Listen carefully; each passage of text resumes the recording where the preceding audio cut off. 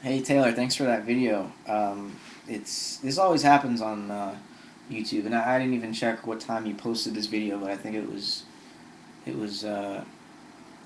not too long ago. But I just uploaded a video, talking along the same lines that you were, and maybe I even answered a couple of your questions. I mean, I didn't take notes. I was just like listening, but I remember what you said.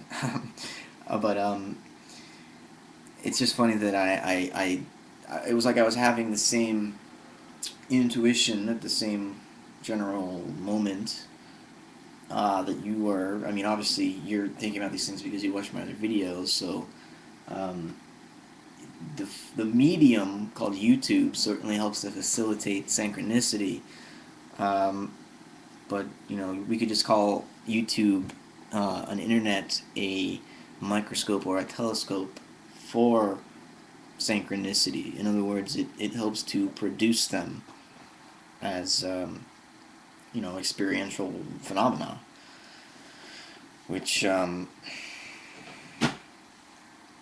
guess that's what I'm trying to say. But by trying to say it, the circularity of it, the Ouroboros, the open, it is an open system, which is it's you're saying it's open, so it's unpredictable, infinite in a sense, but it's also a system, so you can understand it in a systematic way. It has this autonomy that distinguishes it, at least materially, from its surrounding enclosed environment, its womb.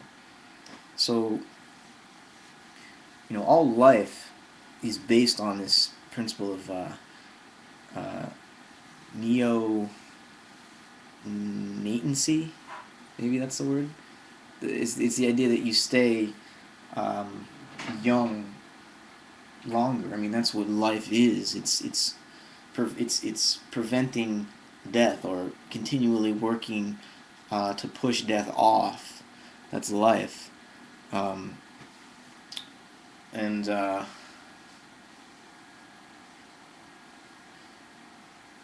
by pushing it off, we're not preventing it. So we're not completely independent of our environment. We're autonomous, but not separate from. Our autonomy is in fact defined by our surroundings, our environment, by the conditions within which we can emerge. There must always be traditions. If there's nothing outside of uh, I as a system, then I will die. An organism in a vacuum will explode, right? So you need both poles. And you were talking about how it's a light that connects us to the world, but this is true. This is very true. And when we talk about being empirical or looking to the senses for information about the world, at least in the scientific context, we usually mean through the eyes,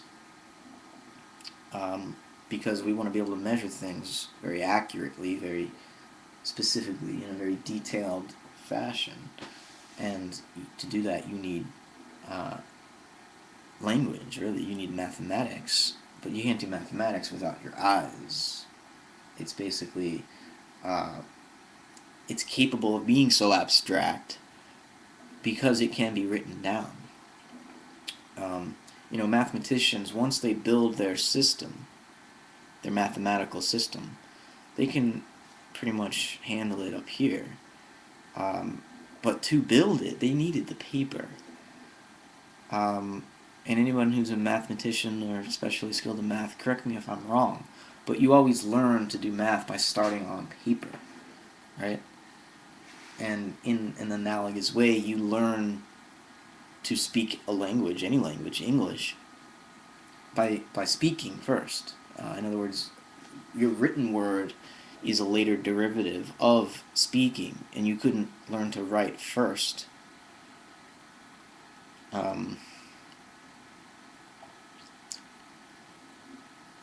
I don't know of any example of a child who never learned to speak being taught to read before they were taught to speak.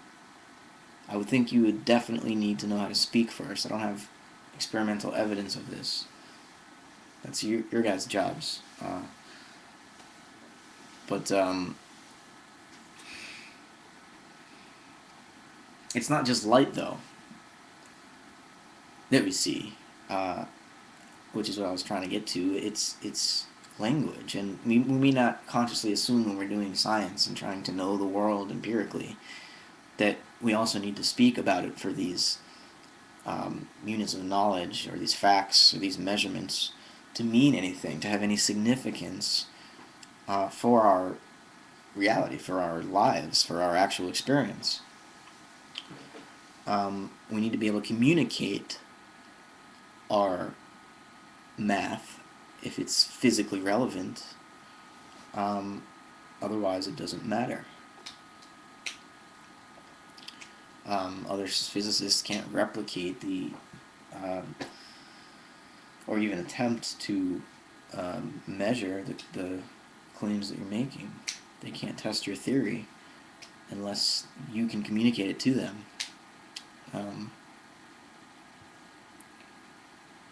So all of our scientific information is not just the measurement that we do with our eyes, but it's also the speech that we use to communicate it to one another. Because math itself is also built atop language, the written word. I mean, until you can hold a pen and make coherent marks on a page, you can't be taught mathematics, and you can't know to write symbols before you learn to speak. So you can see how there's this progression up the chain of abstraction, always related to using this tool, and nowadays this tool. So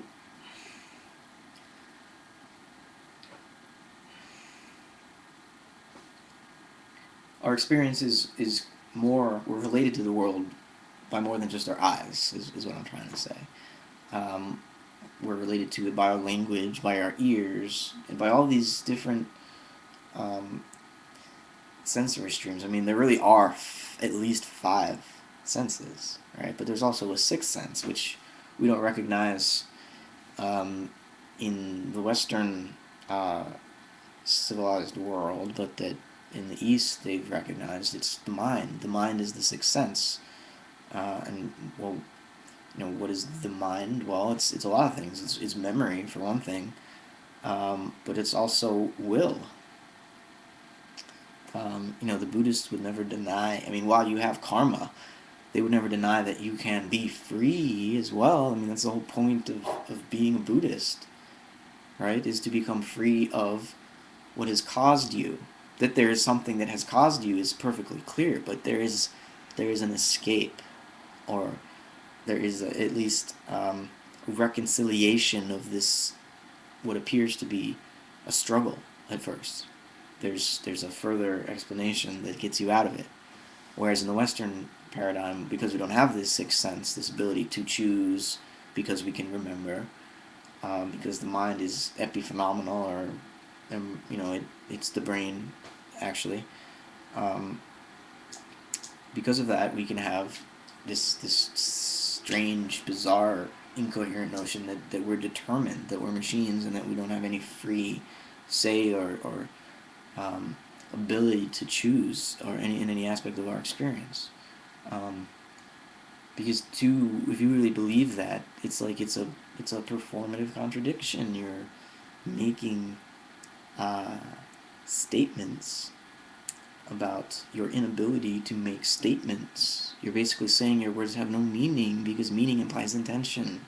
It implies you know what you're doing, what you're trying to point the other person toward. So if you deny any freedom, shut up. And in fact, just kill yourself. I mean, if you take your beliefs seriously, you have annihilated yourself. You may as well just, follow through with your line of thinking. But thanks for your video, Taylor, but I gotta wrap it up.